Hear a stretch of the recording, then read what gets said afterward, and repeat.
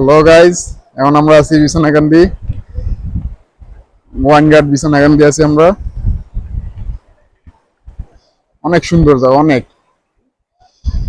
এই সব পাহাড় গুলো দেখতেছেন, সব পাহাড় গুলো লেগে ইন্ডিয়ার মধ্যে পড়ছে।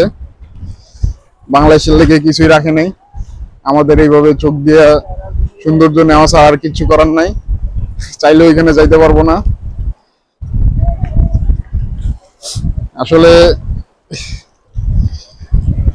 এখানকার পাথরগুলো একটু বেশি বড় বড়, সাদা পাথরের চেয়ে। সাদা পাথরে যাও গুড়ি গুড়ি পাথর কিছু আছে, কিন্তু এখানে সব বড় বড়। আর এইখানে আসতে অনেক কষ্ট করা লাগছে।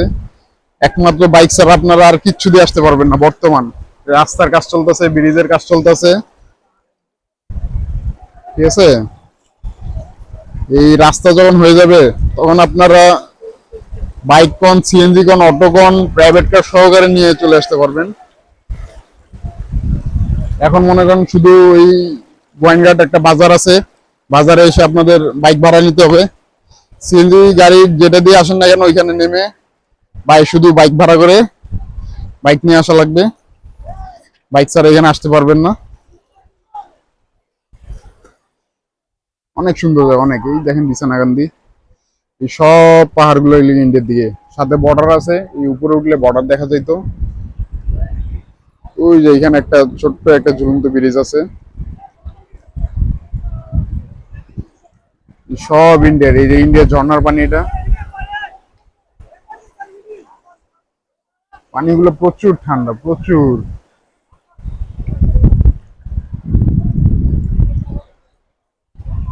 চলেন আমরা সামনে এগিয়ে যাই।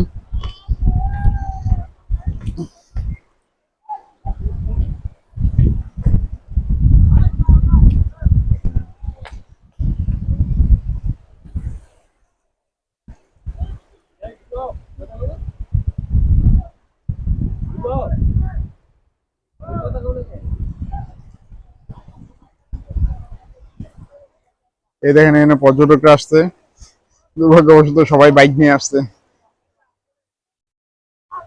রাস্তাটা যখন হয়ে যাবে তখন আপনারা সবকিছু নিয়ে চলে আসতে পারবেন।